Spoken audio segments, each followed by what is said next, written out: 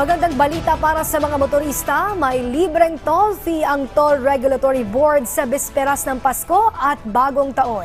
Ayon kay TRB spokesperson Julius Corpus, sakop niyan ang mga expressway gaya sa T-Flex, Skyway, NAIAX, XLEX at Star Tollways mula alas 10 ng gabi hanggang alas 6 ng umaga.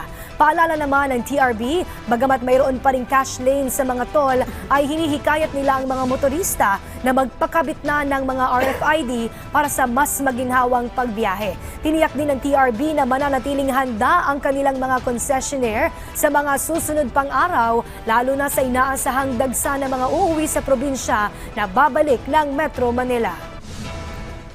Ating inaasahang Carmageddon na pinaghandaan natin ay hindi naman po nangyayari. Nagkaroon ng pagbigat ng traffic noong Biyernes at noong Sabado, subalit ito po'y mabilis din naman na ibsan. So kami po'y natutuwa kahit paano, hindi po masyadong naabala, hindi po tayo nagkaroon ng malaking problema sa mga araw na inasahan natin na malaki ang pagdagsa palabas ng Metro Manila. Yes.